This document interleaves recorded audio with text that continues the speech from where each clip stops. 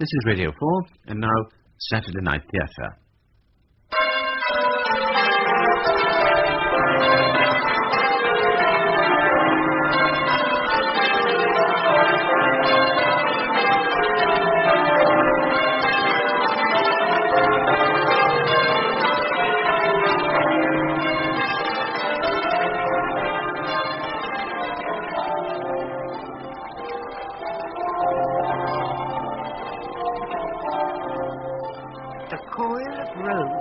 It is necessary to hold in the hand before and while raising a bell always puzzles a learner.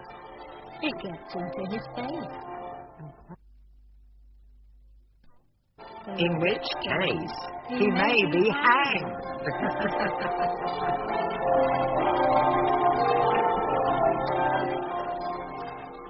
The Nine Tailors by Dorothy L. Sayers.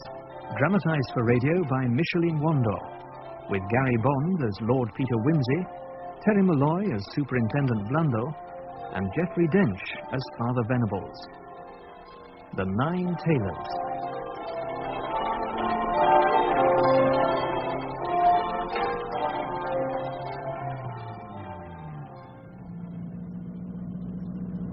Blinding snowstorm.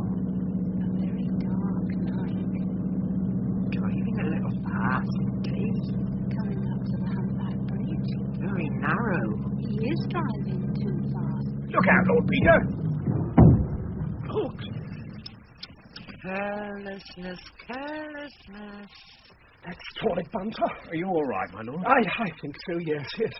Where on earth do you think we are? No idea, my lord. Oh, thank God for that. Where there is a church, there is civilization. Well, there's nothing for it. We'll have to walk. What about the suitcases, my lord? Well, we can send somebody for them later.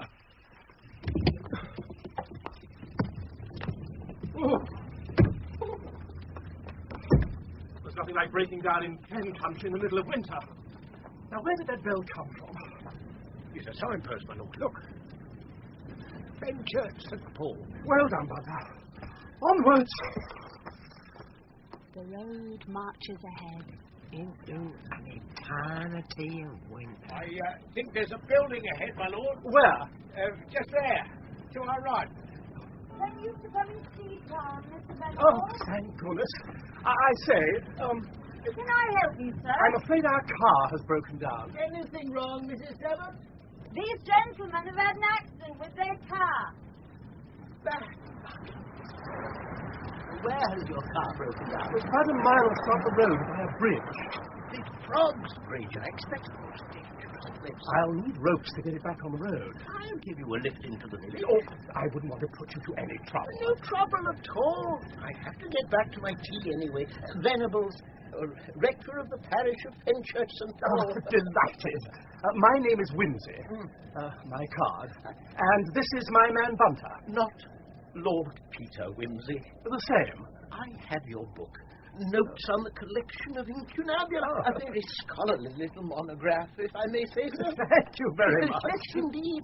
I have an edition of the Gospel of Nicodemus that may interest you. Oh, dear me. 5 o'clock already. Mrs. Venables will be worrying about me. I should think Tom will be right as rain by tomorrow, Mrs. Tebbett. I'll dig out a little bottle of port wine for him and send it across.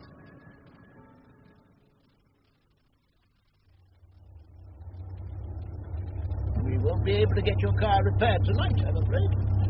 Mrs. Venables and I would be delighted to put you I up. wouldn't dream of trespassing on your hospitality. It will be a great pleasure. We see so little company here. You will be doing my wife and myself a great favor. In that case, Excellent. I'm really most grateful. Normally you could have stayed at the wheat sheaf, but Mr. Tebbett has caught this dreadful influenza. We're suffering quite an epidemic of it. Whirling snow. Grey, gigantic fog. Great heavens, what on earth is that?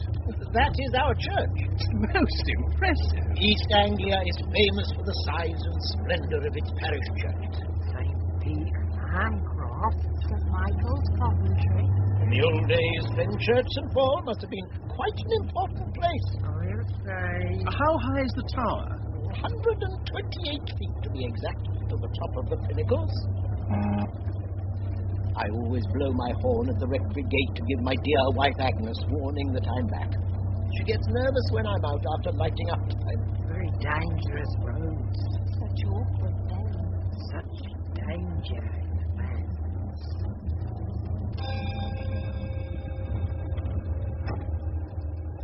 Here we are then. I'll send the gardener over for your luggage. Mind your heads.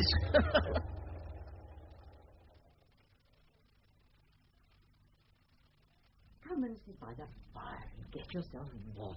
Thank you. Cozy sitting room.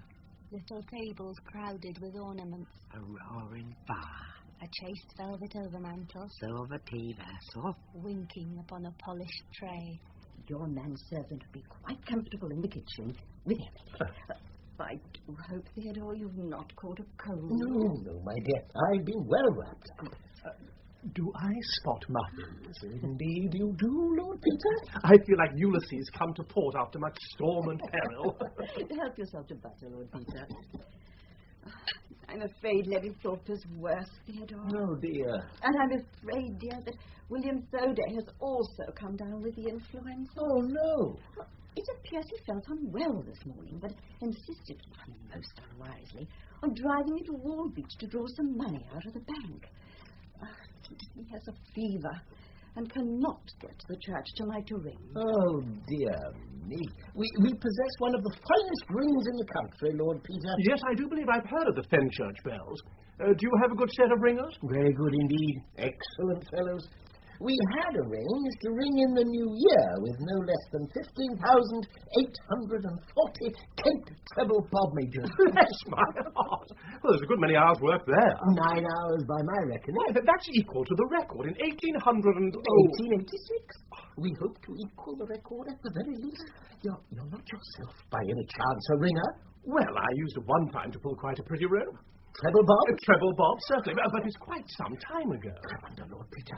Would you consider... Theodore, is it fair to ask Lord Peter after a motor accident and at the end of a tiring day to stay up ringing bells from midnight to 9 o'clock? Well, the only thing that worries me is whether I shall be able to get through the peel without making stupid mistakes. We are having a practice this evening, but as my wife says, really, I'm afraid I am being very thoughtless. 9 hours is too long. Not a bit of it. 9 hours or nothing, I insist.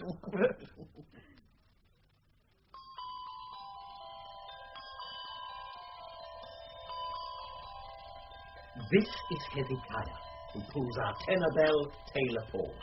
A remarkably fine bell. I am. Ezra Wilderspin, our blacksmith, and Jack Godfrey. His bell is Batty Thomas. That's me. Mr. Donington, the landlord of the Red Cow, our church warden. Joe Hinkins, my gardener. Harry Go-to-Bed, our sexton, and what better name could a sexton have? And Walter Pratt, our youngest recruit. Lord Peter, you will take William Thoday's bell. Her name is Sabaoth. Bells, like ships and kittens, have a way of being female. Whatever names they're given. A spellbound circle of 8 dining room chairs. 8 upraised right hands. The duty of mathematical permutation. Cascading thirds. Consecutive fifths. Rope and wheel. The rhythm of solemn intoxication. An intricate ritual, faultlessly performed. 8 absorbed faces. 8 tense bodies. 7, 5, 6. 5, 6, 7. 5, 7, 6.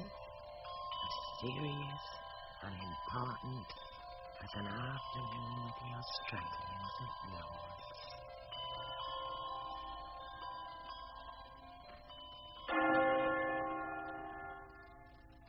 Nine Tailors, the taller strokes that mark the passing of a man. The year is dead. Toll him out with 12 strokes more. one for every passing month.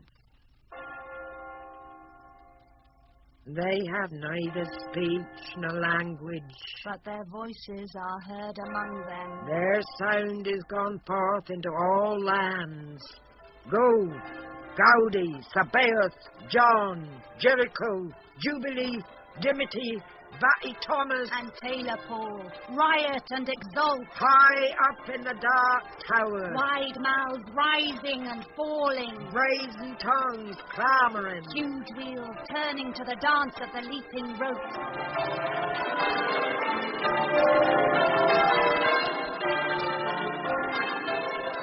Out over the white flat waste of land, over the steel straight, steel dark dikes, and the wind-bent, groaning poplar trees. Ghostly from the snow-choked louvers of the belfry, whirled away southward and westward in gusty blasts of clamour. To the sleeping counties goes the music of the bells. And I stride like a giant in the midst of them. Up and down go the shadows of the ringers upon the walls. Up and down go the starlit ropes, flickering northwards and forwards. Up and down, hunting in their courses, go the bells of Fenchurch St Paul. They have neither speech nor language, But their voices are heard among them. their sound is gone forth into all lands.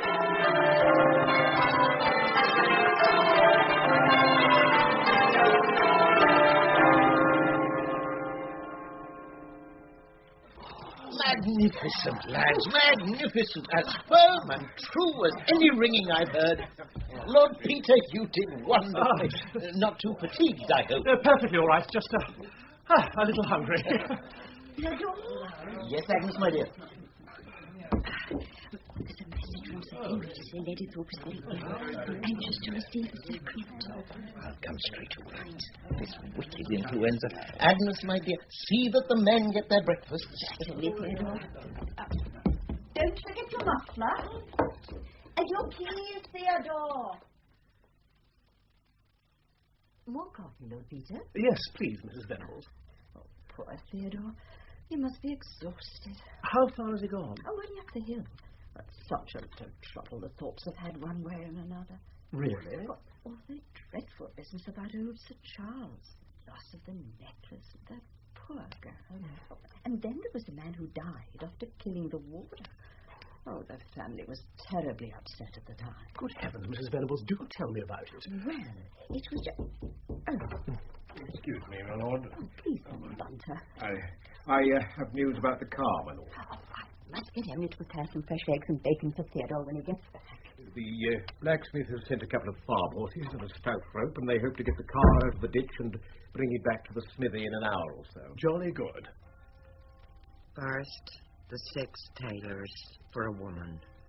Then 37 strokes to announce the age of the day. Sad news, isn't it? What? Lady Thorpe has passed on. I am sorry to hear it. Yes, considering all the trouble they've had. Indeed. Tell me more, Bunter. Sit down. Thank you, my lord. Mrs. Venables said something about a necklace. Yes. The present Lord Henry married in April 1914, the year of the war.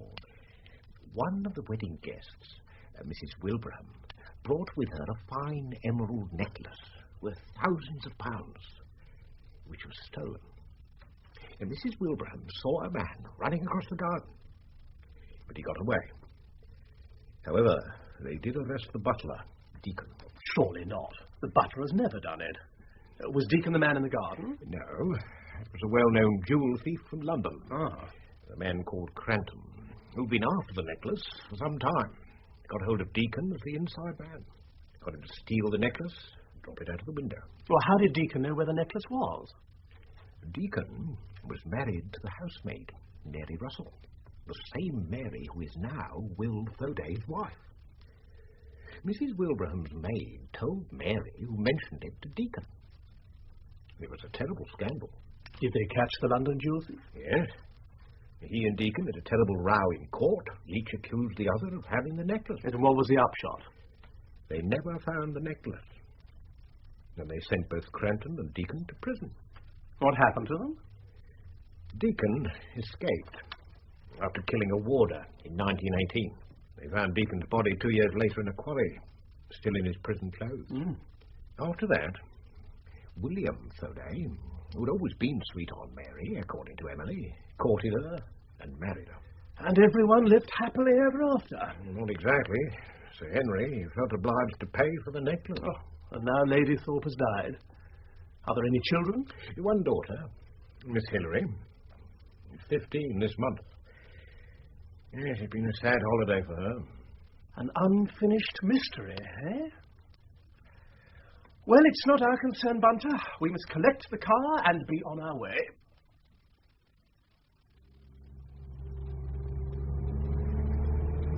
She sounds as healthy as a bell, as the rector might say. The snow still lies white on the banks, but with a softness in the air. Next time we must have a proper look at the church, Bunter. ancient wood and varnish, Dry rot, hassocks and hymn books. paraffin lamps and flowers. Candles, candles, candles. Slower, my lord. There's a man by the side of the road.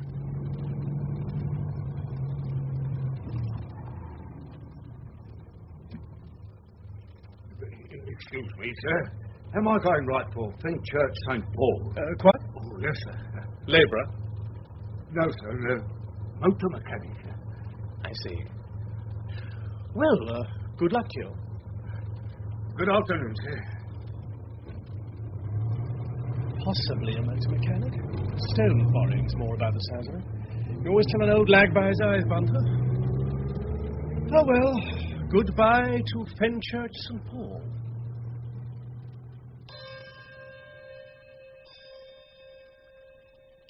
Spring's late this year, Bertie Thomas. And Easter too, Tailor Paul. The sun's coming back to the fens. The floods have withdrawn from the pastures.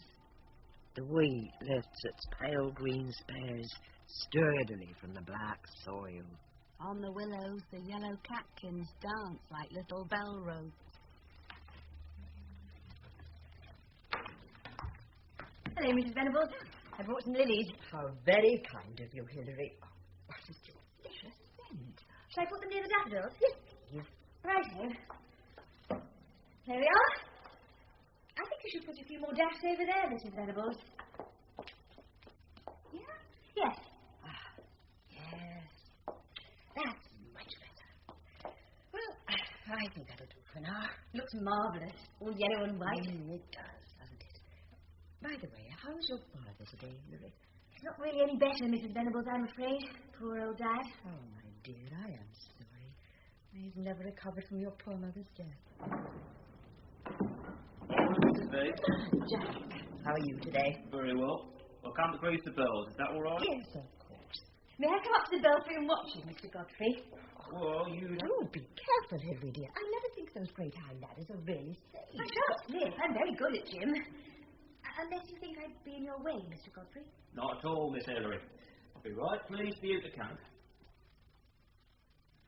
I've never seen Tailor Paul as close as this before.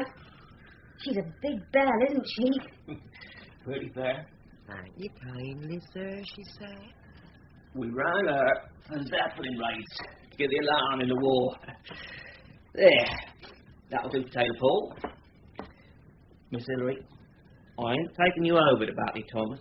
She and I have no quarrel with each other, but she have her fancies. What do you mean, Mr. Godfrey? Well, they say that when Cromwell sent his men to break up the images in the church, a soldier was sent up into the belfry, maybe to damage the bells. And some of the other soldiers, not knowing he was here, began to haul on the ropes. Just as this soldier was leaning over to look at the bells, Bertie Thomas come swinging down and killed him dead. Carelessness. And then, more recently, there were a lad who tried to raise Bertie Thomas, got himself hanged in the rope. Carelessness. So you see, Miss Hilary, Bertie Thomas had killed 2 men, and I never want to take no risks. All right. I'll wait here, then.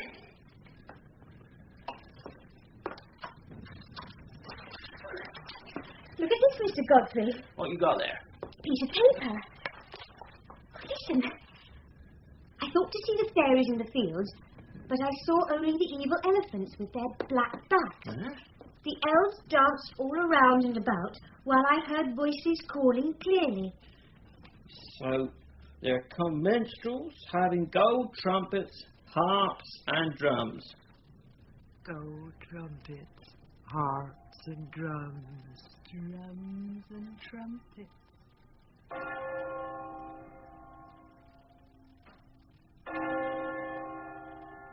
Man or woman, Timothy?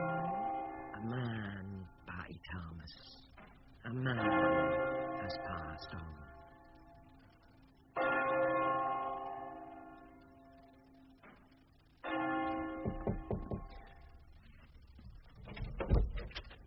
Excuse me, sir. Yes, Harry? I've been digging the grave for Sir Henry. And when I come to open up the family grave, I found a corpse lying inside of it. Well, of course there's a corpse. Lady Thorpe is buried there. You buried her yourself? Yes, sir, but this ain't Lady Thorpe. That's a man. A man? Do you know him? Well, that's my belief, sir. His own mother wouldn't know him. Oh, dear. We'd better send for Constable Priest and for Dr. Baines, of course. Excuse me, sir, but didn't we ought to inform the coroner as well? Yes, of course. I suppose we'll have to have an inquest. Oh, what a business. Oh, dear. Oh, dear. Oh, dear.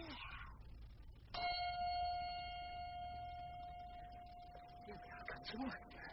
Here's the body. Well, it's come to the right place, isn't it? Yeah. You haven't moved it, have you? No, not at all. Quite right, sir. Harry Gotobed here told me about it. You've been trying to bury him, Harry? No, sir. You see, what's happened... Now, we'll take this matter in the correct and proper order. Just a moment, while I get out my notebook. Now then, date. Call received, 5:15 p.m. Proceeded to the churchyard, arriving 5:30 p.m. Now, who found this here body? Me, I did. Name? Eh? Oh, go you on, Jack. You know me well enough. I've got to do it the proper way. Name? Oh, all right. Harry, go to bed. Occupation? Sexton. Right away, Harry. You can go ahead now. Well, Jack, I was opening this here grave, which is Lady Thorpe's grave, what died last New Year's Day, to be ready for her husband's body. My shovel hit a boot. Boot? A man's boot. I used my hands to uncover the rest of them. Didn't want to damage nothing. Harry came and told me about it. Ah, Dr. Baines. Good afternoon, Rector. I came straight away. Good Lord. You can see the problem, Doctor. Indeed. His face is terribly mutilated. Now, when did you bury Lady Thorpe? January the 4th. And was this body in the grave when you filled it up? Oh, never you be a fool, Jack Priest. Now, do you suppose we'd fill up a grave with this here corpse in it?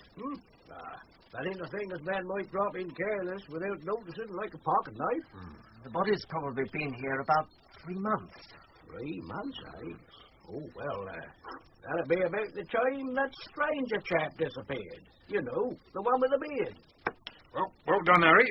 Oh, excuse me, sir, but did I ought to ring Taylor Paul for that there? Ring Taylor Paul? Really, Harry, I hardly know. Oh, we got a ringer for every Christian soul died in the parish. That's set down for us. Oh, well, as for him being a Christian soul, who's to say? That, I fear, is beyond me, Harry. We'd better give him the benefit of the doubt. Ring the bell by all means. Now, if you'll all excuse me, I must go home and write a letter.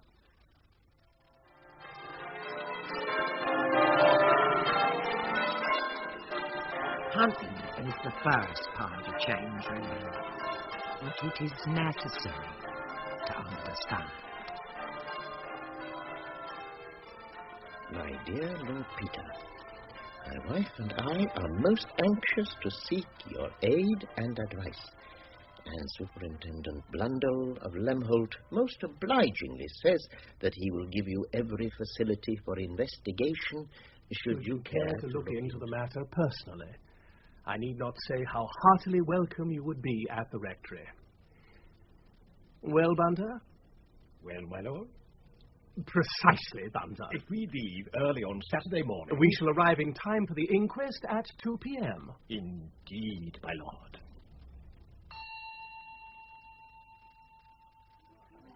Come now, gentlemen and ladies.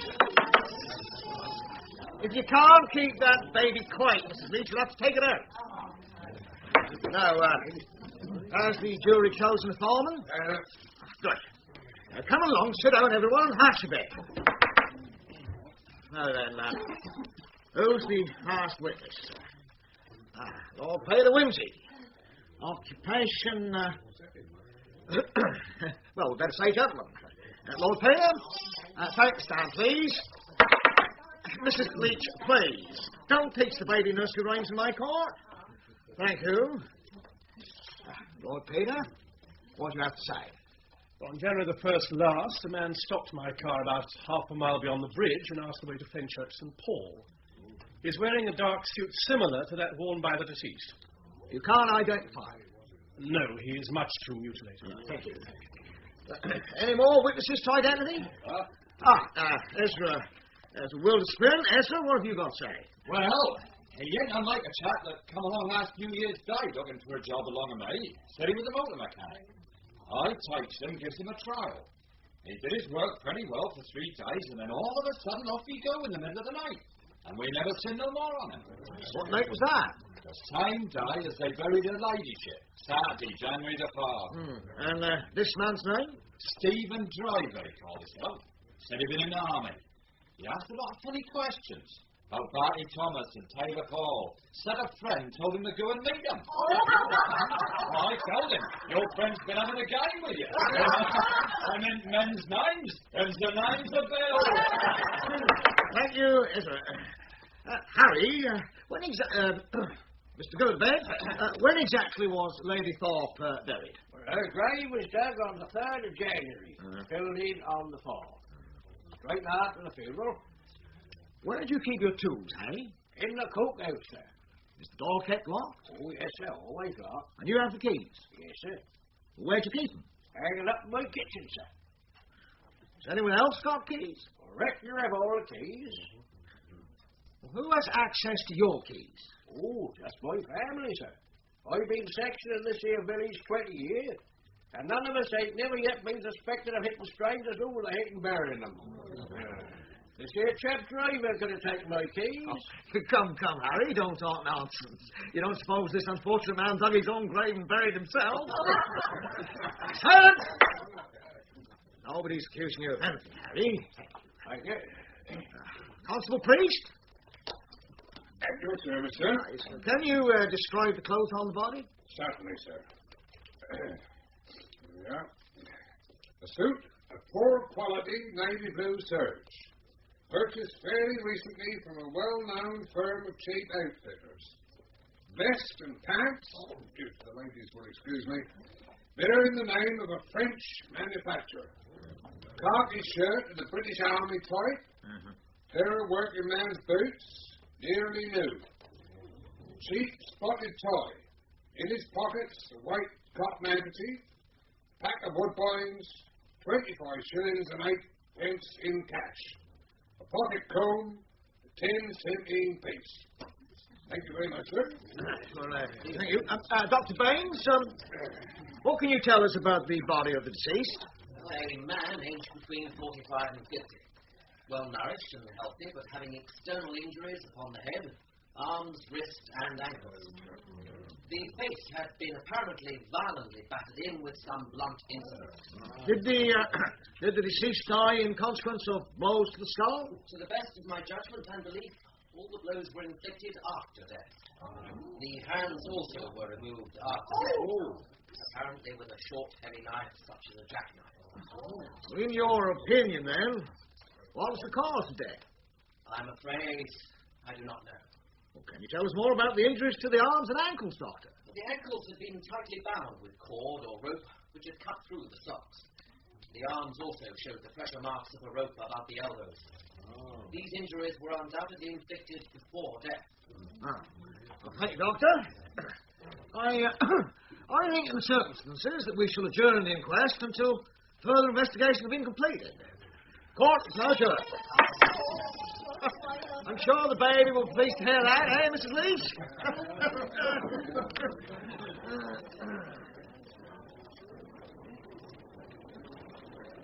Help yourself. How's Mary? Oh, fine, sir, thank you. She was for coming in this inquest, but I said as how it weren't no place for a woman. Yes. The doctor's evidence was very disagreeable. Well, I'll be off there, sir. Good day, Rector. Good day, Will. He used to farm his own land. Now he works for Sir Henry. Although heaven knows what's going to happen to the place now, with only the poor child left there. Good day, Rector.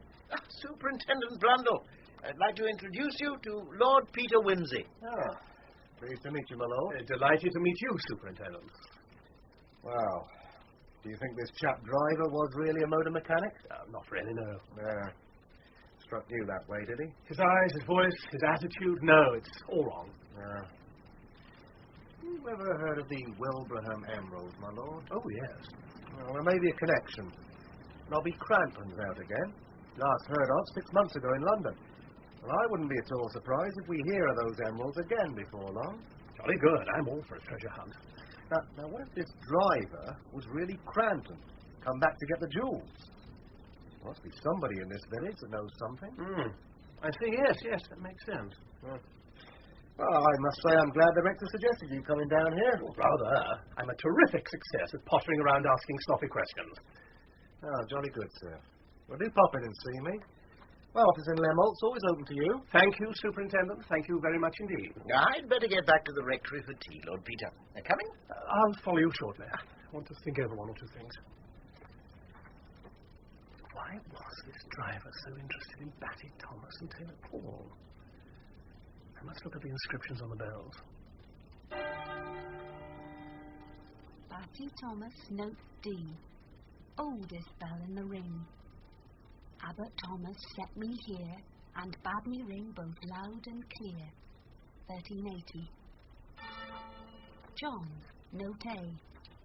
John Cole made me, John Presbyter paid me, John Evangelist aid me. Jericho, note G. From Jericho to John O'Groat, there is no bell can better my note.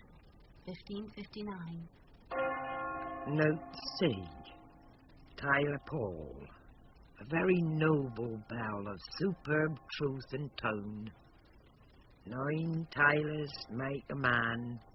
In Christ his death at end. In Adam yet began. 1614. Gaudi, note C. Gaudi, Gaudi, Domini in Laudi. Sabaoth, note B. Recast by John Taylor of Loughborough, 1887. Timothy, note E. In Piam Memoriam Ricardi Thorpe, Armi Jerry, nunc dimitis Domine servum tuum in pace. Jubilee, note F natural. Recast in the year of the Queen's Jubilee by John Taylor and Company. Why Batty Thomas and Taylor Paul? I can't understand anything they say. Some code. There must be a secret code.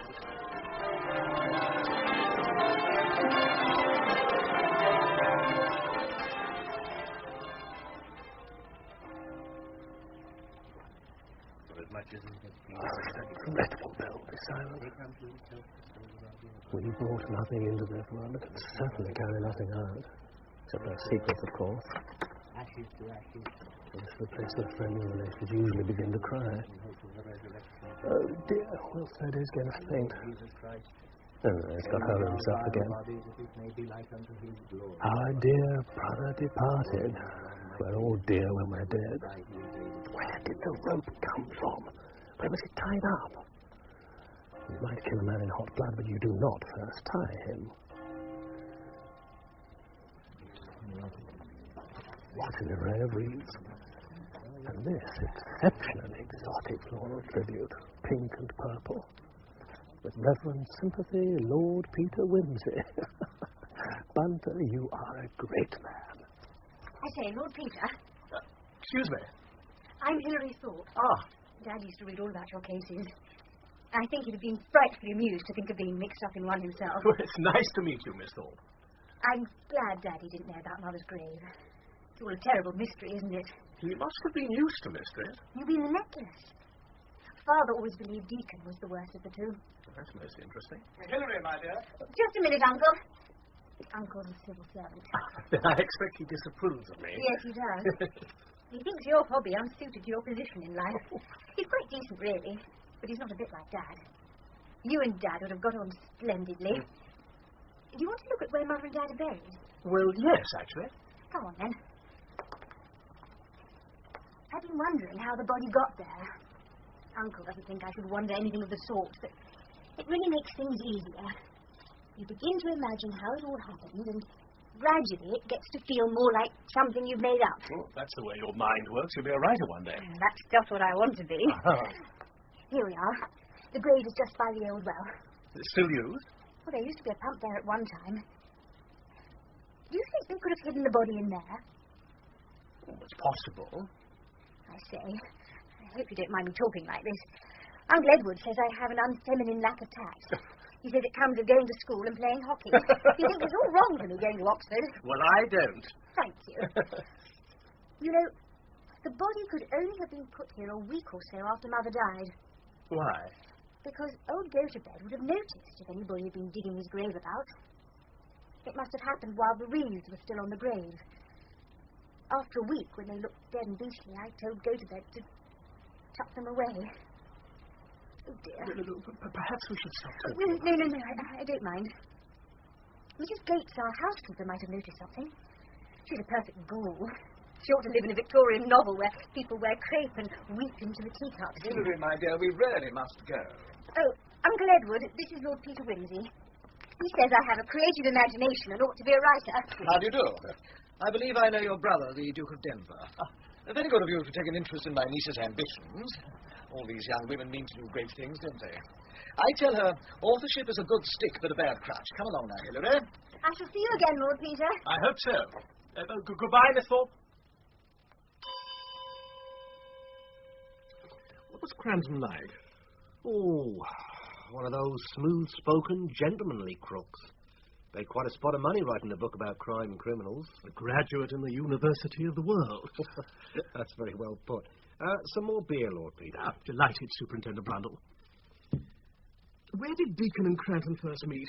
Oh, somewhere in London, I believe. Every thief in London knew Mrs. Wilbraham would be at Sir Henry's wedding with her emerald necklace. And now her maid, Elsie, got very pally with Mary Deacon, as she was then, the housemaid at the Red House.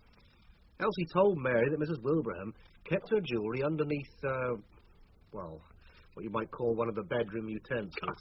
Of course, Mary had to share the joke with her husband. Exactly. Now, Cranton claimed the whole thing was Deacon's idea, and that he'd already given Deacon 50 quid on account of the loot. And what was Deacon's story? Well, Deacon denied he'd ever got the 50 quid and said that Cranton went off with the emeralds. The rest you know. Necklace was never found. Deacon was given 8 years because it was his first offence. Cranton, who was an old lag, served his time in Dartmoor. Now Cranton is out. Where do you think he went? Goodness knows. But if he's the corpse, I should say France at a guess. If anybody could wangle a forged passport, he could. Here, I've got a photo of him. It was taken 4 years ago. He had no beard then? No, but he's had months to grow one. Now, suppose Cranton found the emeralds. Somebody lammed him on the head and took them off him. Well, Dr. Bain says he wasn't lammed on the head. Anyway, why kill him when you'd already got him tied up? To stop him squealing. Anyone who wanted those emeralds would have to put Cranton out of the way. Yes, but how did this person know that Cranton knew where the necklace was? That's a good point. And why should Cranton have left the stuff behind him all those years ago? Didn't want to be caught with it on him. Parked it somewhere, meaning to come back and fetch it later. You know, the longer I look at this photograph, the more positive I feel that this man driver was Cranton. This idea of Miss Thorpe's about the wreaths. One of us should go and talk to the housekeeper, Mrs. Gates. You'd better do, Gates. I'll meet you in the churchyard later. I've had an idea. Dodging is taking a retrograde movement. Or moving a place backwards. out of the ordinary hunting course. Good morning, Mrs. Gates. A highly refined lady. With a grey glacé gown. And a grey glacé eye. I require a little information about the late Lady Thorpe's grave. I thought a lady with your powers of observation would be able to assist me. In what way? Well, it appears probable that the outrage may have been committed within a very short period after Lady Thorpe's funeral. I gather that you visited the grave frequently? And why not? Even in these days, some respect may be paid to the dead, I trust. Very proper indeed, ma'am. Now, did you notice at any time whether the reeds had been disturbed, or the earth shifted about, or anything of that kind? No, apart from the vulgar behaviour of Mrs. Coppins, who sent such an ostentatious wreath. Pink hothouse lilies in January. My wreath was placed upon the coffin with the family wreaths. Miss Thorpe insisted. I see. The next day I found Mrs. Coppins' wreath not at the side where it should have been, but on the grave, as if she was someone of importance. Why a small farmer's wife should give herself such airs, I do not know. The cheek of it. As if I'd have touched that woman's mean little wreath with a hay fork. Why shouldn't we give Lady Thorpe as good a wreath as we could get? She was a real lady. Superintendent Blundell, over here. Oh, well, what on earth are you doing? Fishing with a ladder in a churchyard? You thinking of catching a whale? Mr. Jack Godfrey tells me that a complete new set of bell ropes were put in last December, and the old ones were kept in a coat chest. Well, in it I found neatly coiled and stowed ropes for Tailor Paul, Batty Thomas, Dimity, Jubilee, John, Jericho, Sabaoth, but where was little Gowdy? Where and oh where is she? No rope for Gowdy. The mystery of the missing bell rope. So what now? You'll see. Help me with the well cover. All right. Just a minute. We'll sacrifice half a brick to the water gods. It's not so very deep. If I put this ladder over the mouth of the well, I shall be able to get a straight pull. The air is cold and dank. Far below, a circle of light reflects the pale sky. Hooks and lines working downwards. It's more water than I thought. A bite, Super! A bite! Hooray! And up she rises. Oh, sorry, I forgot. This is consecrated ground. Now, what have we here? A hat. Soft felt, rather the worse for wear. Mass production. London maker. Down again. Now, what's this? A rope. Little Gowdy's rope. Take her up tenderly. Lift her with care. Catch her, Blundell. This must be one of the bits that was used to do the tying. Look, the knots are still in.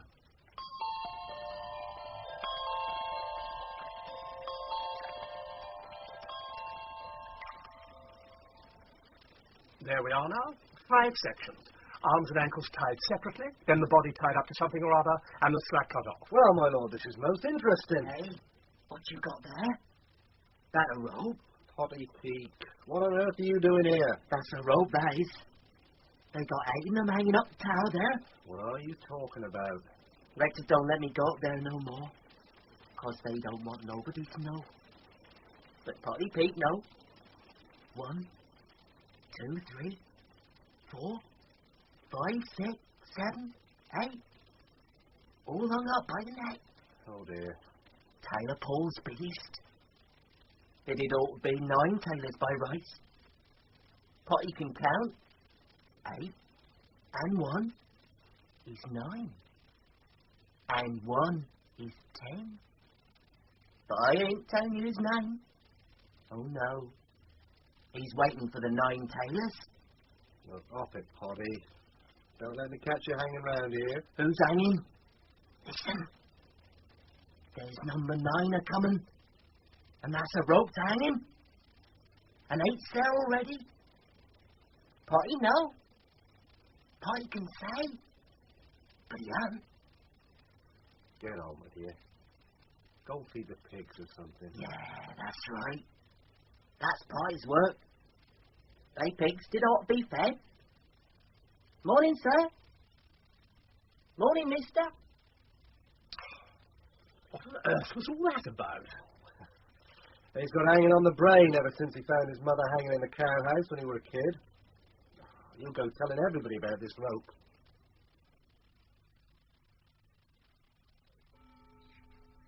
I don't think I can help you, Superintendent.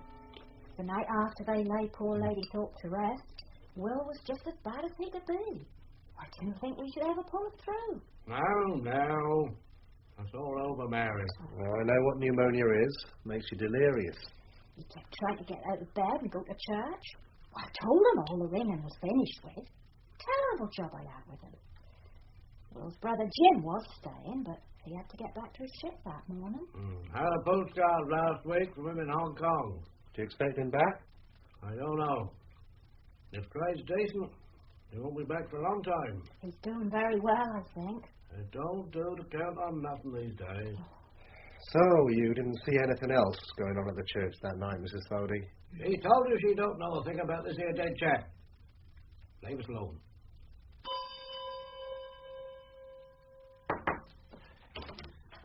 I brought you some coffee, Lord. Oh, thank you, Mrs. Venables.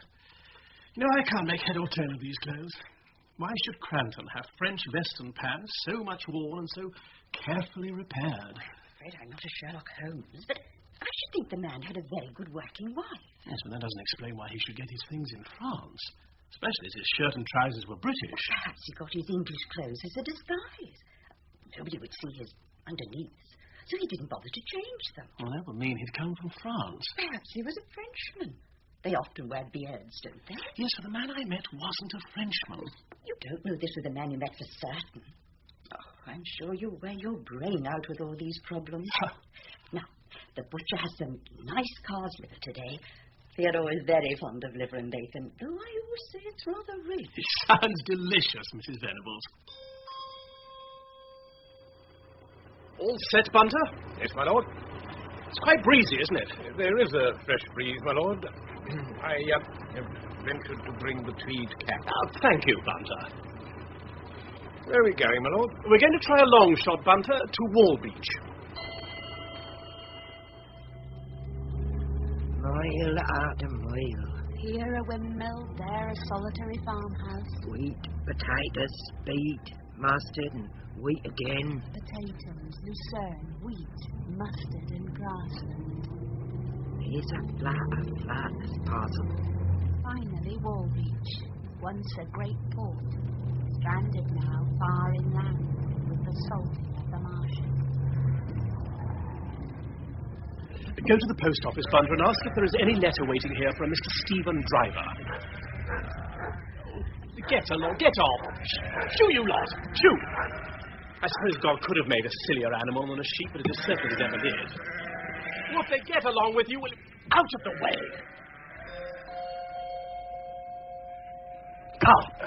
Bunter, any luck?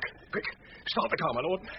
Well, what's up? We'd better move on, my lord, because while the manoeuvre has been attended with a measure of success, it is possible that I have robbed His Majesty's mails by obtaining a postal packet under false pretenses. Well, what have you done? Well, my lord, I inquired of a young person, as instructed, for a letter addressed to a Mr. Stephen Driver, post Brestop. Very good. He opened a species of safe or locker, and after the expiration of a considerable period, turned round with a letter in her hand.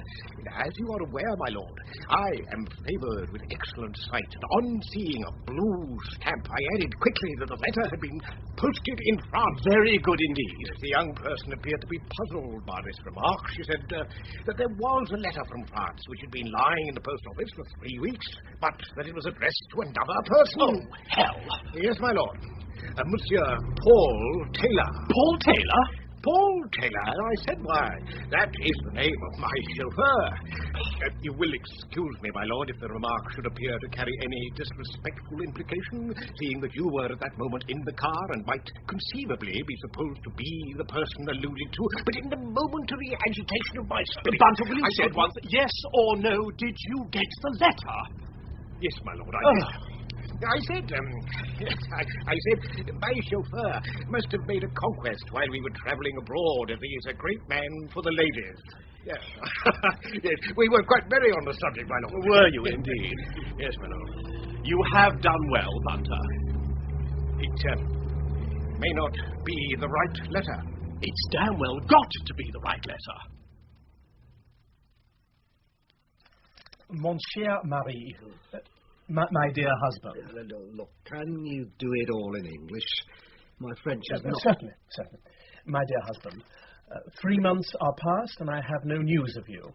I am very anxious that you may have been taken by the military authorities. We have had trouble with the spring sowing. Also, the red cow is dead. Little Pierre helps me as much as he can, but he is only 9. Little Marie has had the whooping cough and the baby also. I am very much troubled. Pierre and Marie send kisses to their papa. Your loving wife, Suzanne. 9 years old. Well, 9 years ago, Cranton was in jail. A stepfather, perhaps? Oh, Cranton never was in the war. This can't be Cranton. No, but I still think it was Cranton I met on New Year's Day. It'll cost a mint of money to find this Suzanne. Actually, Superintendent, I could pop over in 2 ticks. At my own expense, of course. Oh, I'm afraid it'd be a little irregular. Well, my French is my one strong point. You could swear me in as a special constable or something, with a natty little armlet and a truncheon. Well, I don't know, sir. Nothing to prevent me from making a private tour of the battlefields and talking to some of the locals. Eh? Well, I suppose not, sir.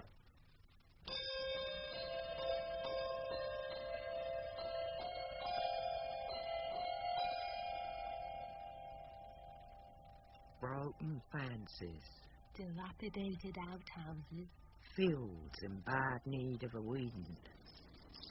For 10 years, Lord Peter, I have said to myself, Aristide Rosier, the day will come when your premonitions concerning the so-called Jean Le Gros will be justified. I perceive that the day is at hand. Madame Suzanne Le Gros. Monsieur le Commissaire Rosier. Himself, madame. May I introduce you to this gentleman, my Lord Wimsey, who has voyaged from England to make certain inquiries about your husband. He is absent from home since how long? 5 months, monsieur. Do you know where he is? He said he was going to Belgium. What took him to Belgium? Monsieur, he thought his family may have lived in a small town there. He had lost his memory. Perhaps you would describe to Lord Peter how you met your husband. In the summer of 1918, in one of our barns, I found a man lying sick and burning with fever, stripped to his underclothing with a bandage on his head. He was a soldier? Yes. He knew nothing of his past, so his life, so to speak, began here on the farm. You married. You needed a man to work on the farm. Oh, monsieur, I liked him. Yes, I am sure you did. Last winter, Jean took our savings and went to find his mother in Belgium. Has he written to you? No. Every day I thought, tomorrow he will write. And I waited. What gave you the idea that your husband was in England? In England, monsieur? In England, madame. You wrote to him under the name of Paul Taylor, did you not? Monsieur, Here. You will not deny your own handwriting, I suppose? Or the names of your 2 children? Or the death of the red cow? Come, madame. You know very well that your husband is not a Belgian, but an Englishman, that his name is actually Paul Taylor, that he never lost his memory. Monsieur, I beseech you. You do not deny. This is your letter. I cannot deny it. Do you have news of my husband? Madame, we are greatly afraid that your husband is dead. Oh, mon Dieu, I knew it. I have some clothes here. Oh, yes. Yes, this is his vest. I mended this myself. In that case, you can do him no harm by speaking. It is true that my husband was an Englishman. And it is true he did not lose his memory. He implored me to hide him because he did not want to fight anymore. A deserter? Yes, my lord. They would have sent him back to England and separated us. The English are very strict. They might have thought him a coward and shot him. We arranged to pretend to have lost his memory. Who invented the story? He did, monsieur.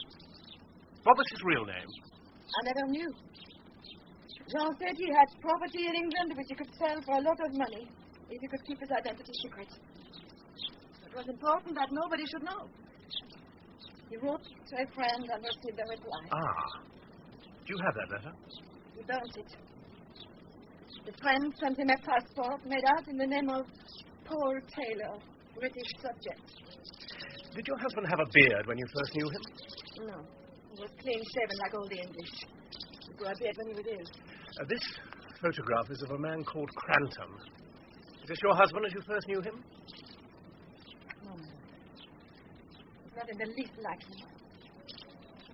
You have deceived me. He is not dead, and I have betrayed him. Your husband, Jean Legros, is dead, madame. It is this man, Cranton, who is alive. Oh. No! No! Poor woman. Lord Peter, my wife and I would be honored if you would share our dinner tonight. She is an excellent cook, if you will condescend to a cuisine bourgeoise, garnished with a tolerable vin de Bourgogne. I gather that you have the reputation of a gourmet. Monsieur, I would be delighted to join you.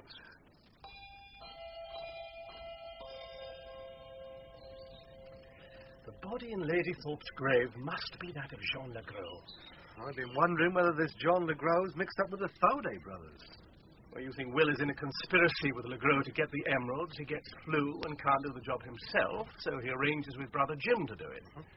Jim meets Legros, kills him, buries him, and vamooses with the emeralds to Hong Kong. Well, that would explain why the stones haven't been put for sale on the European market. It doesn't explain how Legros got into this. What about the money Will took out of the bank? £200 that was. Well, after Legros was killed, the money was returned to the bank. Was it? Right. Faudet said he wanted to buy a bit of land for his farm, but after his illness, he gave up the idea, so he put the money back into the bank. I checked his bank account. It's all true. Excuse me, sir. Let go! Let go! And what are you doing, my lad? Listening to private conversations again? If you knew what Potty know... Well, what do you know? I seen him. Number 9. I seen him talking to Will in the church. But the Taylors was too much for him. In with the rope. He got him. And he'll get you too. Potty know. Who was talking to Will in the church? Why, and they found that there grave. Bearded man. There's 8 in the belfry, and 1 in the grave. Potty can count. When did you see Will Faudet talking to the bearded man? Monday night. There were cold pork and beans for dinner. Parson, he preached about thankfulness. Be thankful for Christmas. Well, you've got to go to church to be thankful, haven't you? So Potty go to church. And there's the door standing open. There's light in the vestry. Potty's frightened. So Potty hides behind old Batty Thomas. And then Will Faudet come in. And Potty hear him talking in the vestry. The rope, Potty. What about the rope? Come on, Potty. Then Will fetch a rope from the chest. And Potty's afraid. He don't want to see no one hanged. He run away. He look in at the vestry window. And there's a bearded man lying on the floor. Will standing over him with a rope. 1, 2, 3, 4, 5, 6, 7, 8. And this one's 9. Potty's seen him. Hanging there. There's been no one hanged, Potty. I seen him. Terrible. I'm going now. I gotta feed my pigs.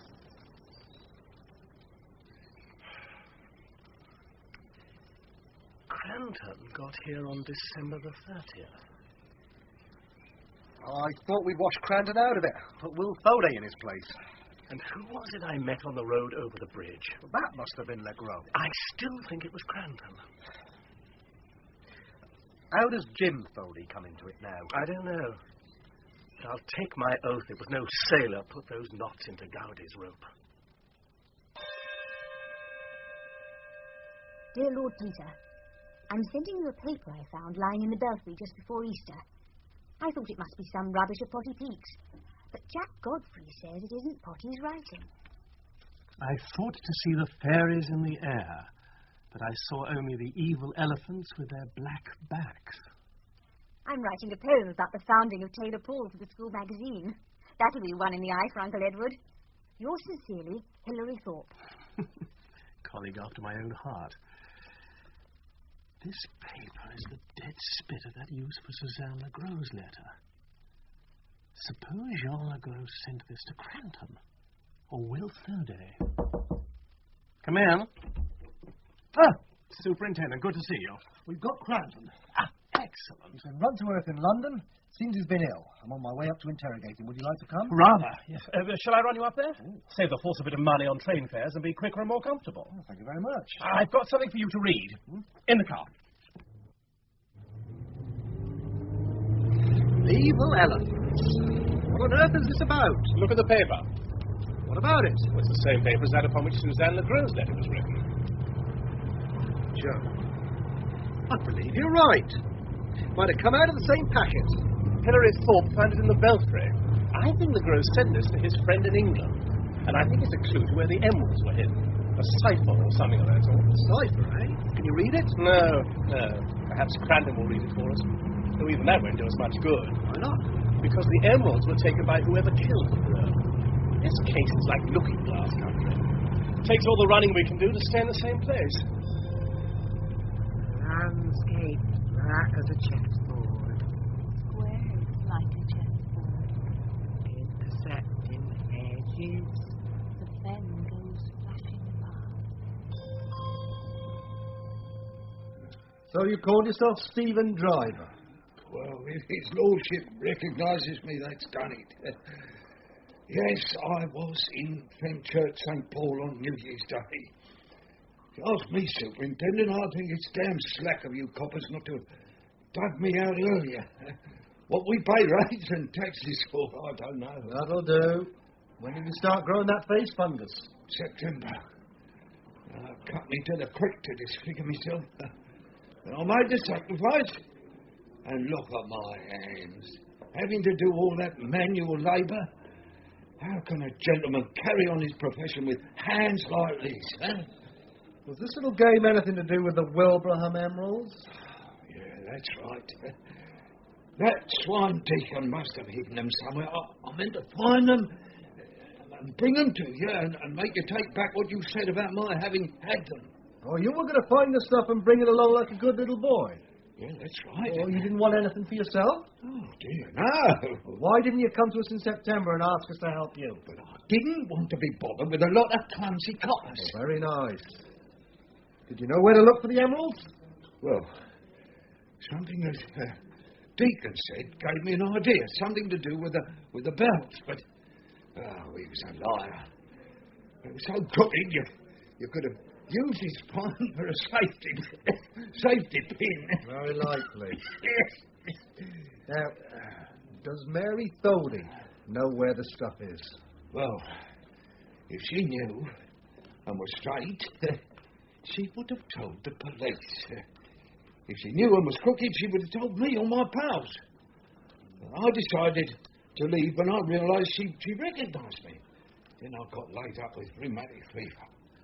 I never saw such a country, particularly in the middle of winter and with a thaw going on. You didn't investigate the matter of Batty Thomas and Taylor Paul any further? Oh, no, didn't. Besides, that confounded church was always locked. You tried it? I might just have laid my hand on the door. You never went up into the bell chamber? Oh, not me. Then how do you account for this? I never... Oh, boy. Oh, dear. Yeah, give me that glass. Here you are.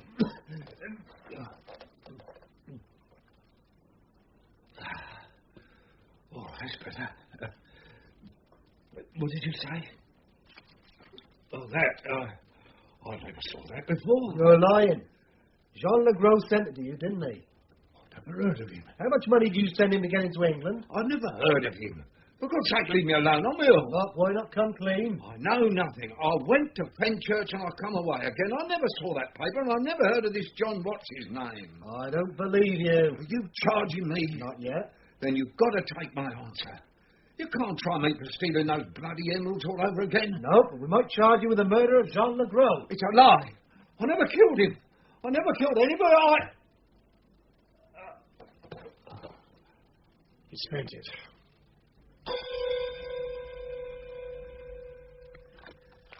Now then, I thought to see fairies in the air. The cipher. Try taking every second, Third. fourth letter. Damn. Give each letter a number. And add the results up. There's enough mathematical problems here to satisfy a senior wrangler. Try the bell inscriptions. The bell inscriptions. No luck, I'm afraid. Go and have a look at the bells. Yes, the bell. I'm getting round into circles. I'm going to the church to think. Here you are, Lord Peter. The keys to the bell tower. By the way, Agnes has reminded me that my keys were missing on New Year's night. Indeed. When were they found? A week later, in the vestry.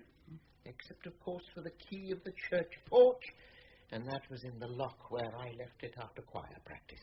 Do you keep the door unlocked during choir practice? Oh, yes. I suppose the murderer might have slipped in then. It still doesn't tell us who took the keys. If they were taken on New Year's Eve, it couldn't have been Crantham because he didn't arrive until New Year's Day. Will Thode came to see me on December the 30th. He might have taken the keys then. But then he wasn't in church on the night of January the 4th to put them back. Perhaps Will took the keys and his mysterious brother James returned them.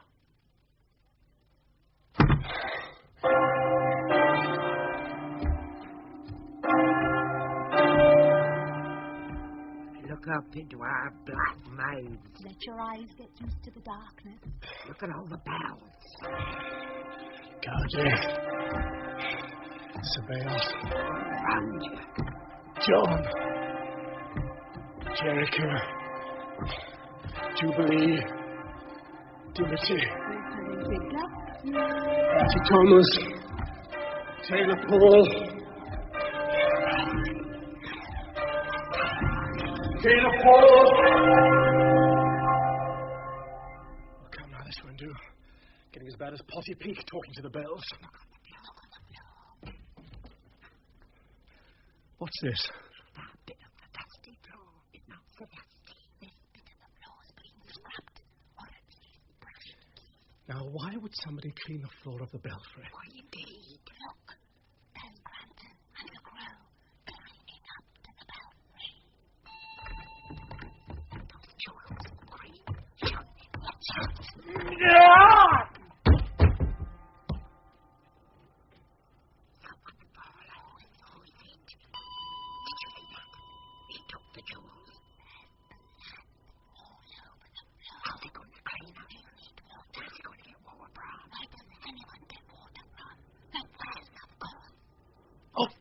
The well.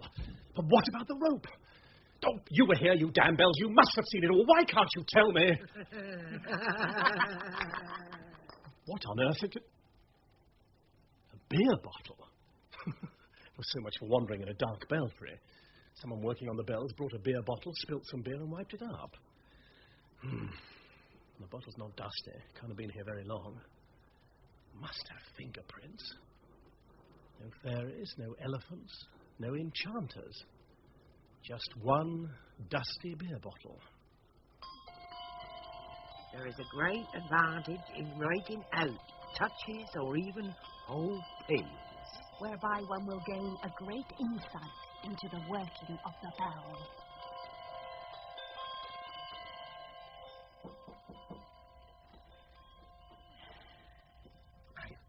some hot toddy and a foot muff, Lord Peter. These nights of early summer are so chilly. That is very kind, thank you. What are you working on? Oh, this wretched cipher. The letters form a multiple of 8, and I've written it all out in 8 columns, hoping that might give me a clue. I thought you were writing a peal. It does look a little like a set of changes. I suppose you could use a set of changes as a code. How do you mean? Well, you could decide that one bell, say bell number 5, would carry the significant letters so that whenever number 5 came, you would put one letter of your message. Then you could fill up the other places with any sort of nonsense letters. Whoever received the message and had the key would simply divide the letters in columns, run a pencil along the course of number 5 and read the message. Oh, very ingenious. I suppose you could write an entirely innocuous message, then say about elephants. It would take a bell ringer to write it. We have no reason to suppose that Jean Legros was a ringer. Even if the person to whom it was sent was not a ringer, he might have connected it with the bells and thought that the key was to be found in the belfry. Of course! When Cranton came to Fenchurch St Paul, he asked for Paul Taylor, because Deacon had told him that Taylor Paul or Batty Thomas knew where the emeralds were. And we'll have to assume that the bell is either Batty Thomas or Taylor Paul. If the method is Grandsire triples, it can't be Taylor Paul, for the tenor will be rung behind the whole way. We should find the message running down the last column.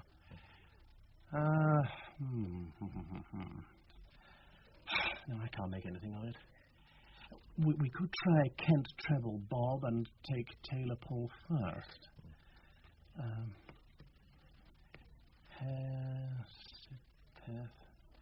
Hesiteth. He sitteth.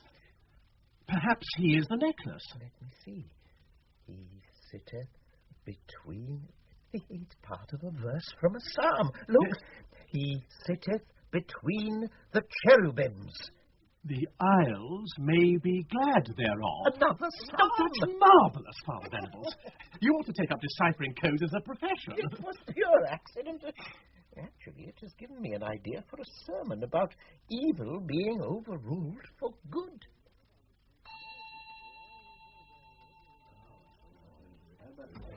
I'll have a bottle of Bass, if you please, Mrs. Tibbet. What the Bass, that is. And in very nice condition. Oh, yes. Condition is 9/10 of the bottle. Do you sell many quart bottles? A fair number. Well, Foday had a few while Jim was at home. Doesn't it so, I suppose? Always nice chap, Jim. Make you laugh for the hour with his tales of foreign parts. Brought back a parrot for Mary. You should have heard what it said to the rector the other day. I hope you'll forgive me if I take your mind back to a rather painful episode, Mrs. Foday. Yes? It's about, the body in the Thorpes' grave. I told Mr. Blundell I don't know nothing about it. Do you remember a man who called himself Stephen Driver? Yes, my lord. They said at the inquest that the body might have been him. But it wasn't. Oh, wasn't it? No, he's still alive and kicking. Had you ever seen Driver before he came here? I don't think so, my lord. He didn't remind you of anybody? No. Well, that's odd, because he says he left Fenchurch because he thought you had recognised him. That's a strange thing to say. Suppose he hadn't been wearing a beard. Would he remind you of anyone? Couldn't say. How about this photograph? Do you recognise this man? Oh, yes, my lord. That was Cranton that took the necklace and was sent to prison, same time as my first husband was. Oh, dear. Oh, that's given me quite a turn. Is that Driver? That's Driver. And you had no idea? Well, none at all, my lord. That was his fault my husband was put away for so long. I searched our place for those emeralds. Didn't you believe the deacon didn't have them? I didn't rightly know what to believe. But now, I'm quite sure that he was telling the truth. Cranton must have come back here to get the jewels.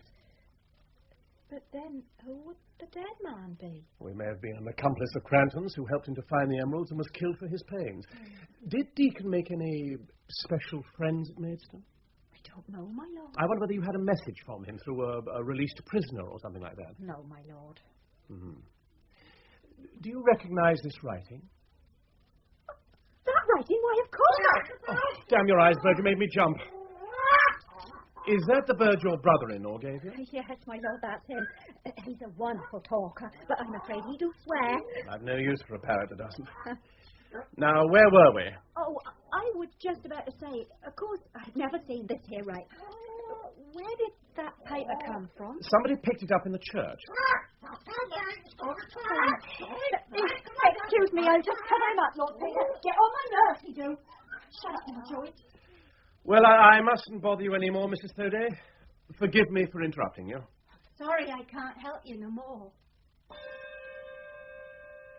Who hast exalted thine only Son with great triumph into the heavens. Those words are from the collect for the day.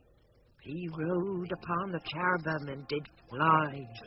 He sitteth between the cherubims. He sitteth between the cherubim. He sitteth between the cherubims. Soul and body to that But of course. What a fool you've been. Climbing up among the bells to look for cherubim.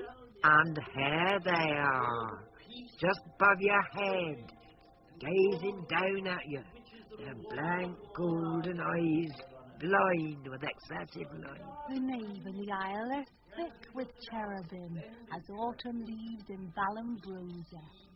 The isles may be glad thereof, as the rivers in the south. Between the cherubims in the south aisle. But which pair of cherubim?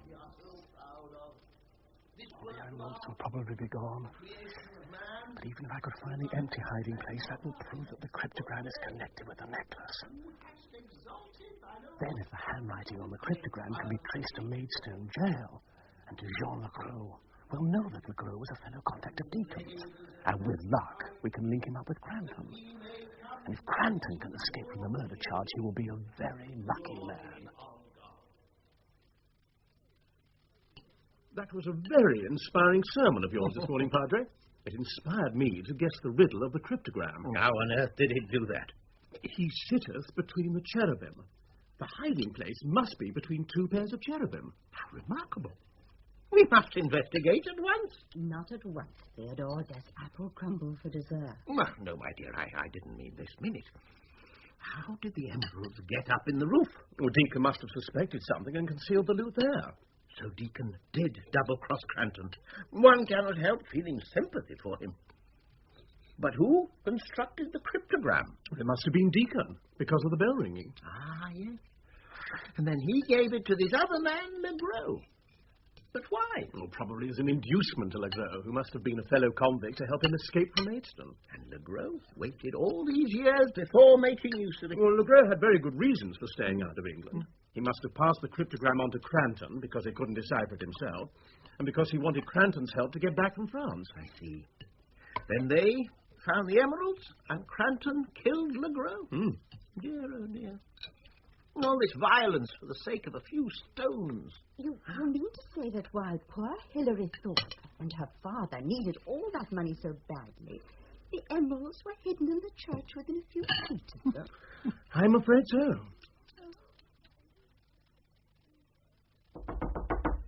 Come in.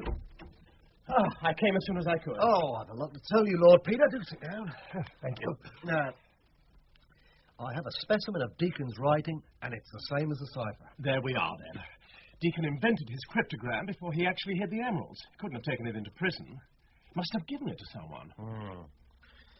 Mary? Well, I showed the paper to Mary Thoday, and I was sure she recognized the writing. I don't think you should have shown that paper to her. She and Will have skipped. Skipped? First train to London this morning. Good God. Got off with the emeralds, no doubt. Well, I didn't expect that. No, I didn't either. I'd have kept a sharper eye on them. By the way, we know now who that Legros fellow really was. You're a perfect newsreel today, Superintendent. Your friend, Monsieur Rosier, had that woman's house searched. And what do you think they found? Legros' identification disc. Real name? Arthur Cobley. Came from a little place near Dartford, half a mile from the wood where Deacon's body was found. Oh, dear. Yet another person to make sense of. Oh, this Cobley was a labourer, in trouble with the police for petty thieving, joined up in the first year of the war, last seen in 1918. Now, Cobley left home to rejoin his unit and was never seen again. Officially, he was missing, believed killed. Until, that is, we found him in the churchyard.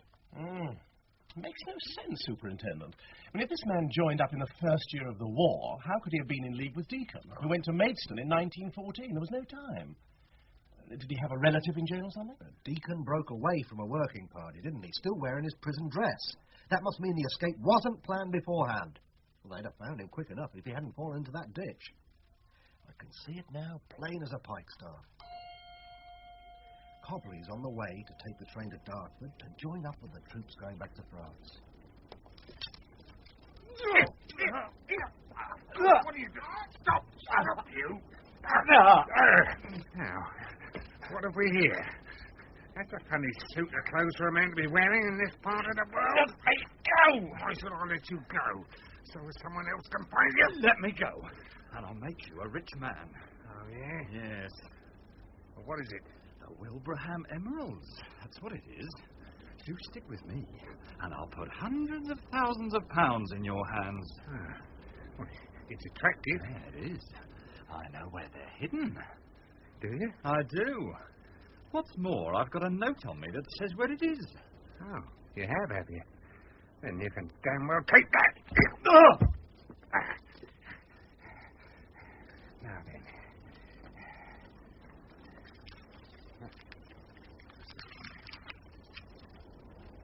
Elephants? Elves? I can't make head nor tail of this.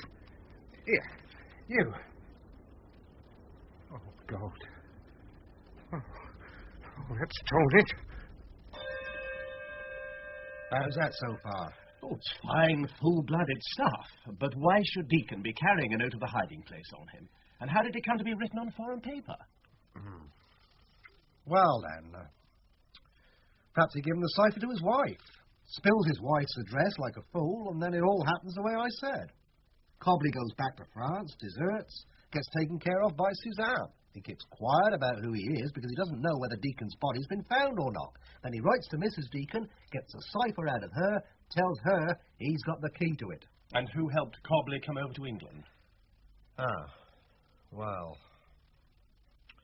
the Foldies somehow bring Cranton into it. Cobley comes over under the name of Paul Taylor, comes to Fenchurch, gets the emeralds. Then Foldy kills him and he takes the emeralds. Meanwhile, along comes Cranton to see what's been happening and finds they've been ahead of him. He clears off. The Foldies look innocent till they think we're a bit close behind them, then they clear off. Who killed LeGros Cobley, then? Oh, any one of them, I should say. And who buried him?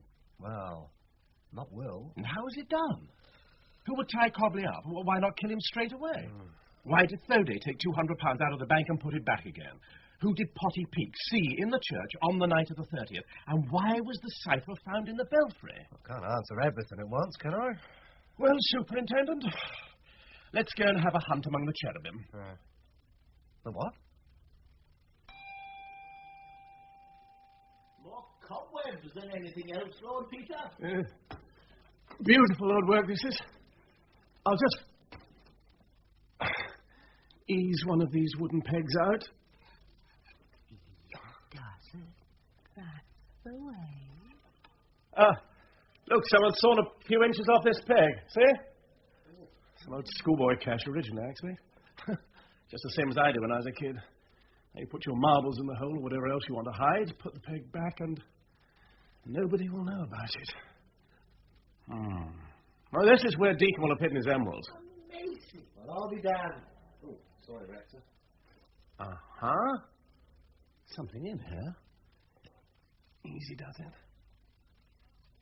Now then.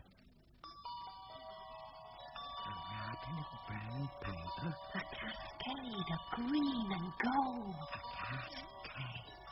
Flash of green and gold. Bless my heart! The emeralds. The emeralds, by God, and the £50 that Cranton sent to Deacon. We're wrong, Bundle. We've been wrong from start to finish. Nobody found the emeralds. Nobody killed anybody for them. Nobody deciphered the cryptogram. We're wrong, out of the hunt, and wrong. Wrong. Wrong! Wrong! The work of each bell is divided in 3 parts. The quick work, dodgy, and slow work.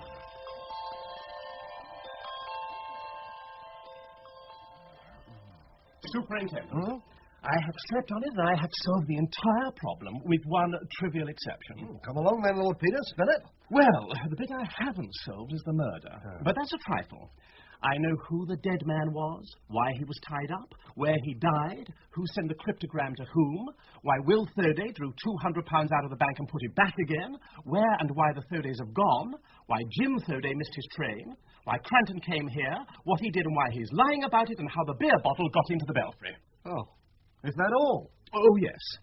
Why Jean Legros was silent about his past, what Arthur Copley did in the wood at Dartford, what the parrot was talking about, what Taylor Paul had to do with it, and why the face of a corpse was beaten in. Quite a walk-in library, aren't you? Couldn't you go just a step further and tell us who to put the handcuffs on? Oh, I must leave one little tidbit for a friend. All right, I won't complain. There's just one thing. Will you get Monsieur Rosier to show Suzanne Legros a photograph of Arthur Copley? Oh. She refuses to identify it. Give her this envelope. All right. And I'd rather like to be there when you question the Thurdays. Oh, I've no objection to that. When do you expect Jim Thurday? Well, you think he's our man? I don't know. I rather hope it's Cranton. I'd rather hope it isn't. Don't like to see a perfectly good jewel thief stepping out of his regular line. Monsieur Blundell, Suzanne Legros, no knowledge of Copley. Identifies photograph in sealed envelope as husband. Lord Peter, Suzanne Legros rejects Cobley. Identifies sealed photograph. Who is it? Surely you know by this time. Vicar St Andrews, Bloomsbury says, ask to perform marriage by licence. William Thorday, Mary Deacon, both of that parish. Was sealed photograph Deacon? Yes, of course, you juggins. Deacon was Legros. Charge Cranton at once. Agreed, Juggins. But why charge Cranton? Thordays found, detained for inquiry. Charge Cranton first. Joining you in town. I'm afraid, Mr. Cranton, I must charge you with the murder of Geoffrey Deacon. Yeah, I thought you would. I didn't do it. And I want to make a statement. Where shall I begin? Begin at the beginning, go until you get to the end, and then stop. Yeah, well, when Deacon made his getaway in 1918, on his third night, he hears someone coming along. He found he'd bagged a Tommy in uniform with all his kit. So he put his prison clothes on the Tommy and tipped the body down a hole, went up to London, fell in with a man with a bottle of scotch. The next thing he knew, he was in a train with Tommies all round him, bound for the front.